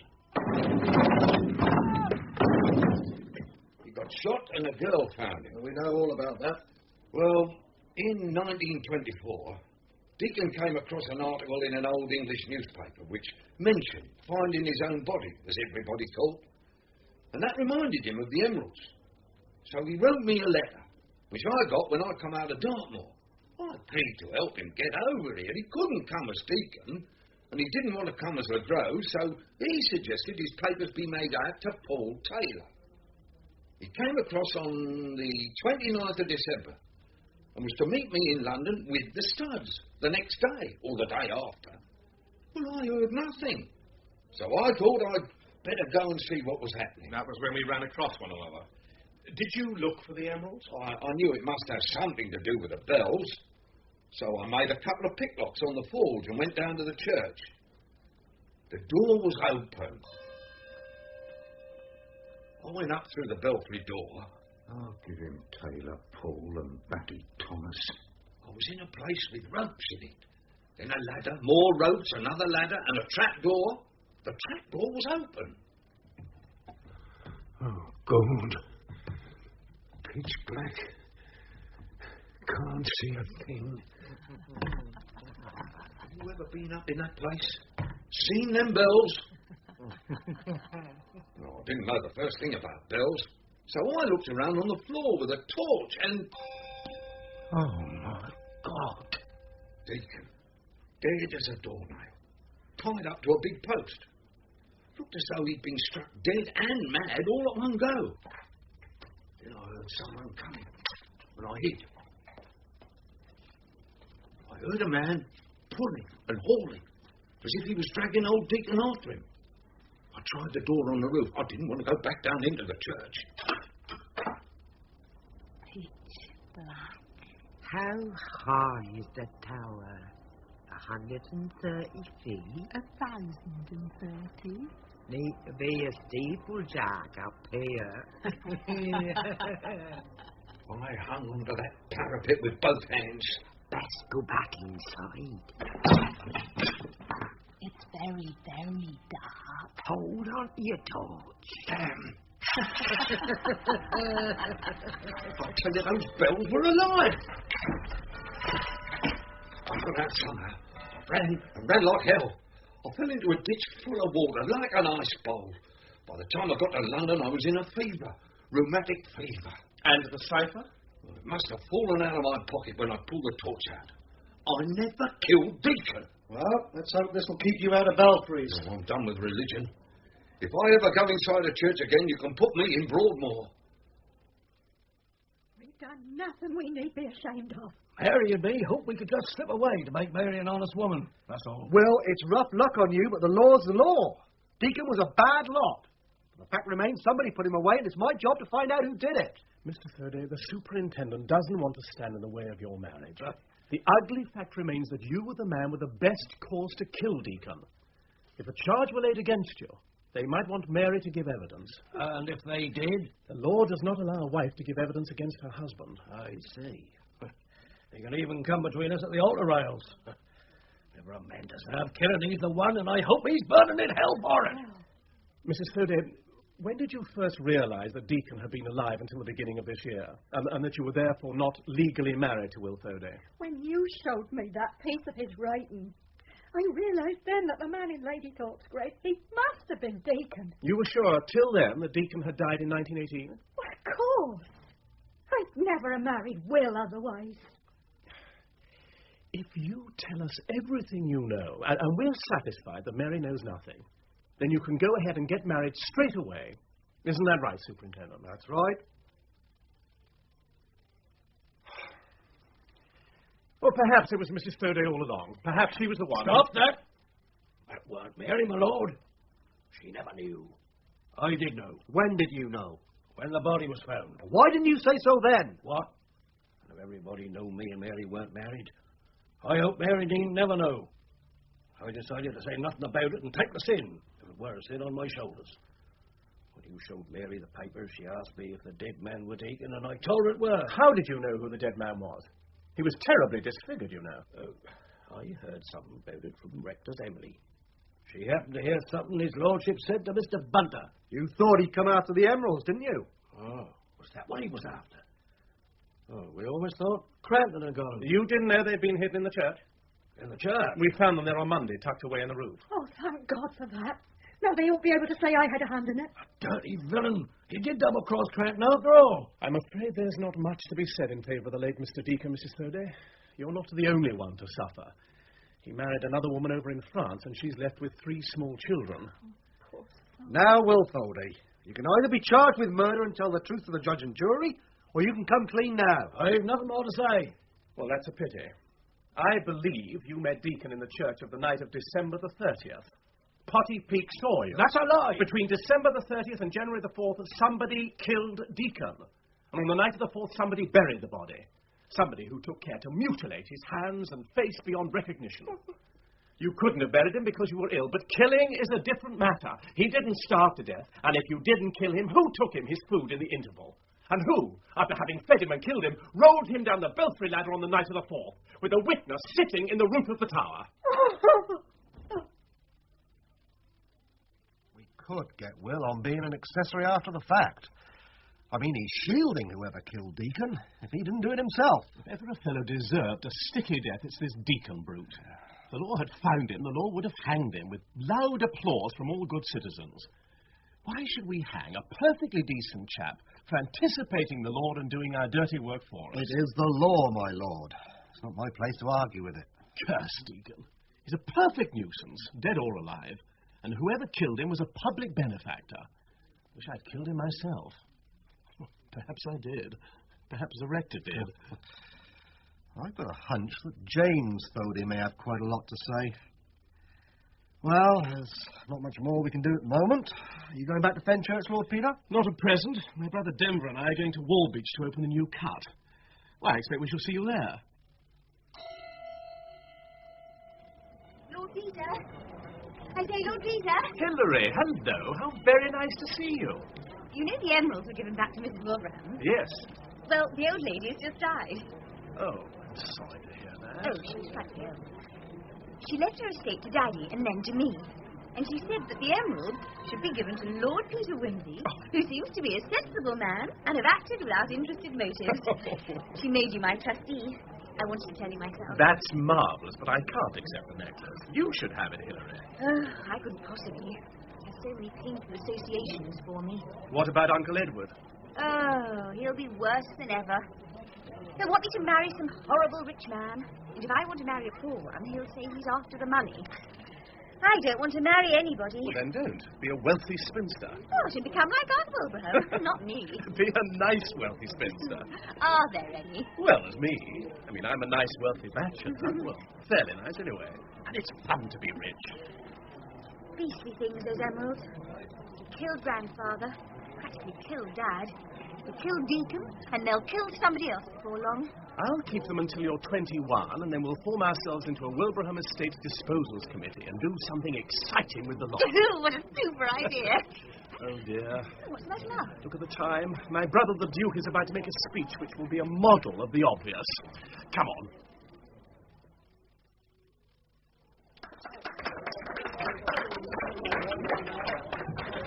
Salt water, moving upward with the incoming tide, nodding and chafing along its new-made bed. The crooked channel of the old river, empty of its waters, a smooth expanse of shining mud. Good speaker, your brother. Ah, Superintendent. Glad you enjoyed it. What extra depth have they given the river? Oh, only a few feet. But she'll do the rest herself. The whole secret of these fen rivers is to bring back all the water you can into its natural course. This new cut will carry the extra flood water, and that will relieve the other rivers. I suppose there's been a good deal of shifting over the past 100 years. Oh, yes. Chiefly due to tidal action. And these mud banks are always shifting about. I hope the dam will stand up to the extra strain. Be surprised with these quiet-looking rivers. We're going to have to put in new sluice gates further up. Stop the water in one place and it breaks out in another. Dig up one thing, and you have to dig up another. Once you let the tide in, it's got to go somewhere. By the way, we found James Thody. Ah. Then I think it's time for a spot of dirty work. How about putting William and James Thody alone in a room with a microphone? May not be pretty, but you'll probably find that it works. My very thought, Lord Peter.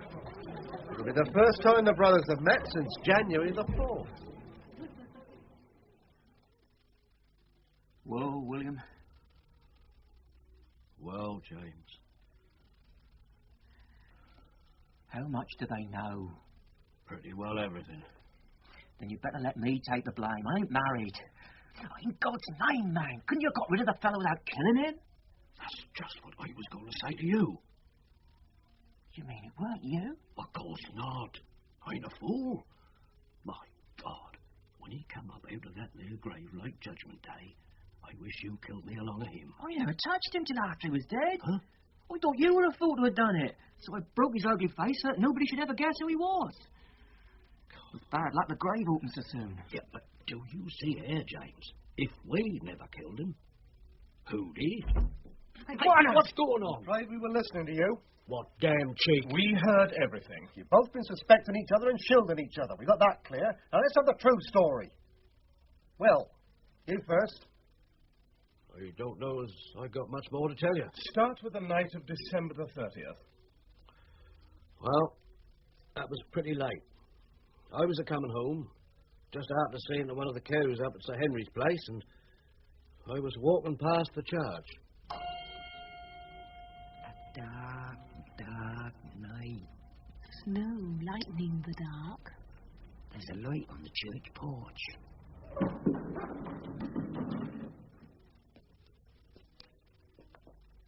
Somebody moving about. Hold there! What? No, you don't. I've got your gun, and I know how to use it. Now, what are you after? Somewhere to sleep, that's all. Put your hands up. Let's see what you got on you. Think again, Will O'Day. How do you know my name? Turn around. My God. That's Jeff Deacon. Yes. And you're the man that married my wife. I've half a mind to give you up to the police. You can't, though, can you? The whole village will know you're living in sin. I'll give you money to get out the country and leave us alone. How much? £200. I locked him in the cupboard where they keep the surpluses. Then I told the rector some story or other and nicked the keys when he was looking the other way. Went back to the church, made Deacon walk up the belfry stairs in front of me, like taking a peek to market. And you tied him up to a beam in the bell chamber? Yes, sir, I did. Good and proper. Though we're a bit of a job with the ropes so thick. I'll bring you something to eat in the morning and see her out in the country before the day's out. You bastard. You shut up. You're lucky I ain't killed you. Next morning, I took some bread and cheese and beer up to Deacon. He was cold, so I left him my old coat and I tied him up with the elbows and ankles so that he could eat, but not untie himself. Then I got the car and went to Wall Beach to get the money. Then I got ill. Don't let her know, Jim. Get him away. Get who away? In the belfry. Cold. Starving. Jim. My coat. Give me my coat. I must have keys. Money. Yeah, all right, Will. I'll see to it. Wait. Just lie down now. Don't you worry. So I had a look in his coat, and sure enough, there were the rector's keys and a whole wad of money. What day was this? I reckon that were about January the 2nd. I went up to the belfry. Deacon must have been pretty fed up. Fed up? He was dead.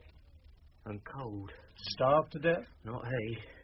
There was a big bit of cheese beside him, half a loaf of bread and 2 bottles of beer, one empty and one full. Oh, whatever it was, he'd seen it coming. He struggled like a tiger against the ropes.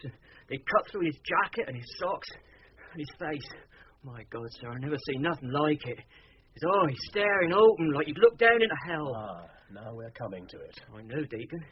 He had a big scar on one hand where he'd fallen down carrying a tray and a glass jug. As soon as I saw his hand, well, God forgive me, Will, I thought you'd done him in, and as God's my witness, I couldn't blame you. I only wished it had happened in a fair fight.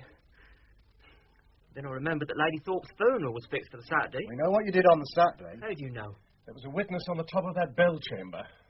Lucky for you, my lad, Cranton was a highly respectable and gentlemanly burglar with a heart of a rabbit and a wholesome fear of bloodshed. Oh, I never thought I'd get it done. Anyway, I took the body, opened the grave, and I remembered that somebody might recognise him, so I give the body some good hard blows across the face. That was the bad bit, sir. And the hand, I got out my jackknife. Yes, don't tell us any more. Well, I tidied it all up, put the ropes down the old well, and I went to clean the belfry, because there'd been some beer spilt on the floor. I made everything as clean as I could and took away the beer bottles. You left one? Oh, well, I didn't see that. And I just put the £200 back in the bank. Well, personally, I'm inclined to believe you both. Oh, thank you, sir. And what about Mrs. Thoday? The truth, mind.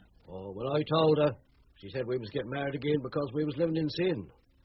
We fixed to get it done in London, only you found us out fast. Is there any reason why they shouldn't go and get married, Superintendent? No, not if they're telling the truth. Oh, thank you very much, sir. All these people dodging in and out of that old belfry, one after t'other. There's still something here we don't understand. We still don't know how Deacon died.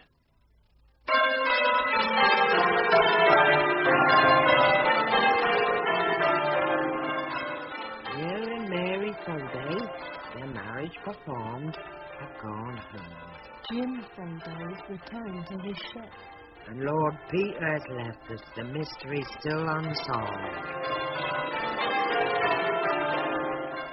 The River Whale, swollen by the heavy rains of a wet summer, grinds out its channel inch by inch and foot by foot. 9 feet deeper than before. The air is dark and chill.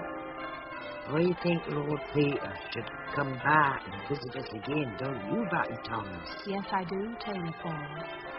He has some unfinished business here. Dear Lord Peter, I have persuaded Uncle Edward to come and spend Christmas at the Red House instead of in London. Lord Peter Wimsey usually spends Christmas with his brother's family at Denver. Lord Peter Wimsey would love to have a decent excuse for not spending it with his brother's family at Denver. Why don't you come down and join us? They seem to keep a special brand of disgusting weather in these parts. Last year it was snowing, and now it's pelting cats and dogs. Yes, my lord. Ah, must be coming up to the Leam River. By Jove, some water coming through there. Dark, menacing, swollen flood water racing through the sluice gate. Eddying, turning, carrying brown reeds and broken willow stems. Angry little waves. Rustling the strong flow of the river. Hello? Tide's coming in. Oh, dear. Well, the sluice gates will hold. No need to make your will yet, Butler. I'm glad to hear it, my lord. My lord! Lord Peter! It's Will Fodé.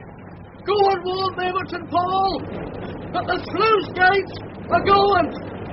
We done what we can with sandbags and beams, but we can't do no more! She's held this tide, but she'll go the rest! Well, do you need any more men? A regiment of men couldn't do nothing now, my lord! There ought to be a foot of dry land here within 6 hours from now! We must ring the alarm on Gowdy and Taylor Paul and bring everyone into the church. School children in these pews, the ones near the stoves for the sick and the old. Good Lord, Padre, anybody would think you've done this all your life. I never trusted those sluice gates. Ah, Superintendent Blundell. Hello, Venables. Would you like any police? Yes. Can you arrange a service of ferryboats? Tell everyone to bring what food they can and bedding. Right. The road will still be clear between Lemolt and here. Oh, I'll come with you, Superintendent.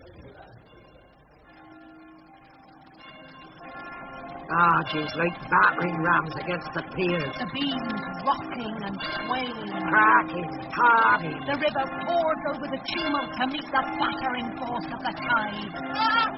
Who on earth is that? And another one! I must go and help them! Oh, good, my lord, they're gone! Who's gone? Who's gone? Johnny Cross! Well, who waiting after him? Well, hold on! I must save him! Stand by, my lord, we'll have no more life lost tonight! The sluice gates are going! Get away! Everyone, get away!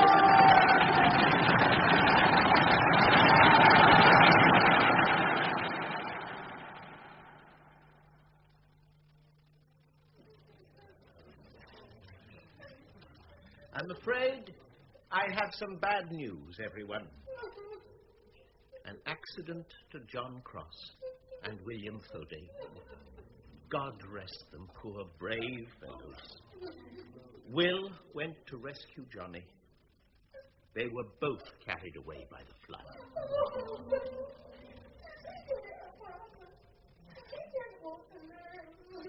Didn't want to live.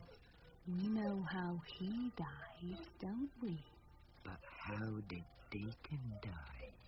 Deacon died. Deacon died. How did Deacon die? I can't hear myself think. I must get out, get some air. Don't we, Lord Peter? Somewhere high. We've got something to show you. The belfry, that's it. Past the ringers, sweating with their efforts. Up through the clock chamber. Up and on. Here we are. Here, in the bell, Taylor. The tower is drenched and drunken with noise. Our breathing fury falls about your ears. Like the blows from 1,000 beaten hammers. Rocking and reeling with the reeling of the bell. With our reeling. Lord Peter is staggering. Lord Peter is stunned. Is shaking. Try to shut out our sound, would you? Put your hands over your ears, would you? You feel giddy. You feel sick. You sway. You're ready to fall. Is this losing? I'm screaming. I can't hear myself. Your eardrums crack. Your senses swim away. Screaming hands. Devils. Holding backwards. I must get out. I must get out of this. Even wheels fly. Demons speak, Peter Paul. Mouth what? Mouth down. Turn around. Torture, Lord Peter. Torture. By God, I'm dizzy. What's that? Running out of your nose and ears.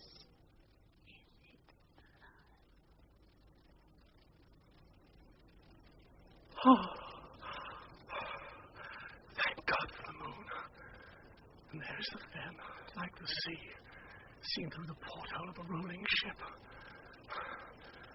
The tower swinging. Is the world swinging? The whole world is lost in a vast sheet of water.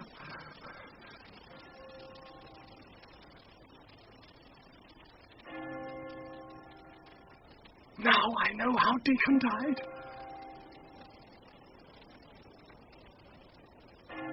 Inward and westward, the waters swell relentlessly. The broken body of Will Fody, drifting in the wreckage of farm and field. The Fen has reclaimed its own. 14 days and 14 nights, floods will stand in the land.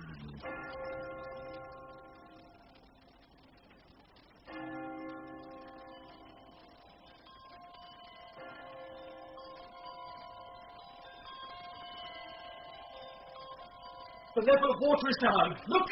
I have a handful of laurels. It's the nearest substitute I can find for an olive branch. You are our dove, Lord Peter.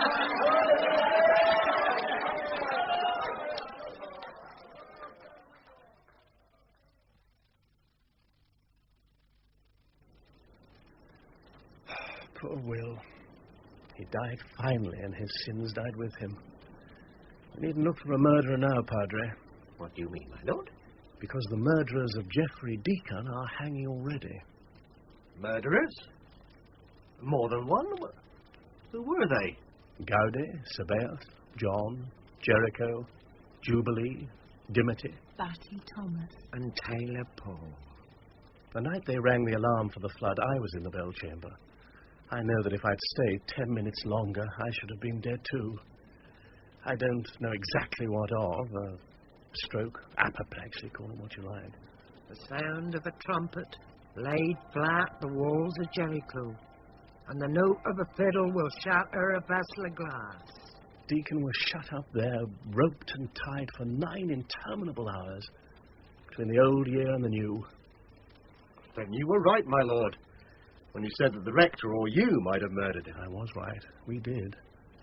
The noise must have been dreadful that night. Geoffrey Deacon was a bad man, but when I think of the helpless horror of his lonely and intolerable death agony, well... We meant no evil. Carelessness, carelessness. The bells are said to be jealous of the presence of evil. Perhaps God speaks through those mouths of inarticulate metal. Well, I don't understand about these bells, but I'll take your word for it, my lord. Matter of vibration, I suppose. I suppose so. Excuse me, my lord. Mrs. Venables says coffee will be served in the rectory in 10 minutes. Just what we need. A good, strong cup of coffee. Jolly good idea. Come along, Bunter.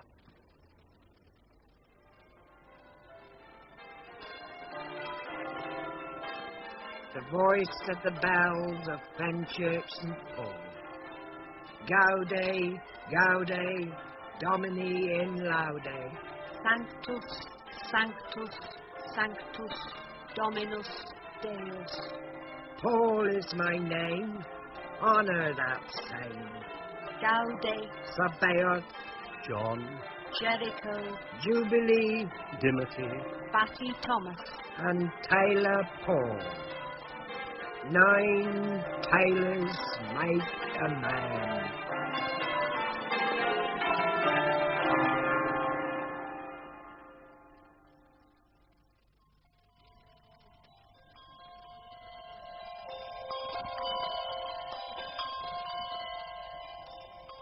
In The Nine Tailors by Dorothy L. Sayers, Lord Peter Wimsey was Gary Bond, Superintendent Blundell, Terry Malloy, and Father Venables, Geoffrey Dench.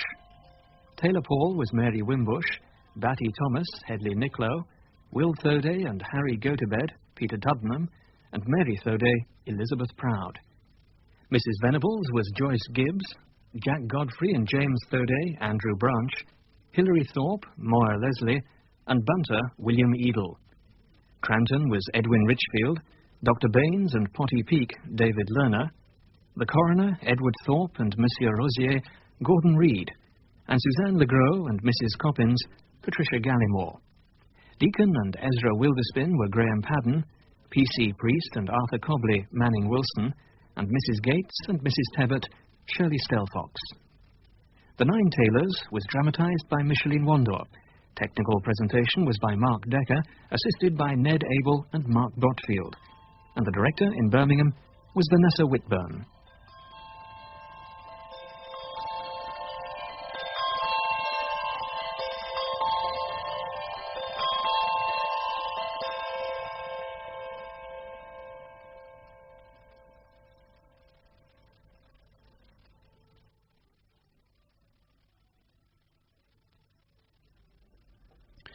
The BBC would like to thank Michael Robson, the members of the Beverley and District Bell Ringers Association, for their help with this production, and also Karen Peter Harrison for his permission to record the bells in Beverley Minster.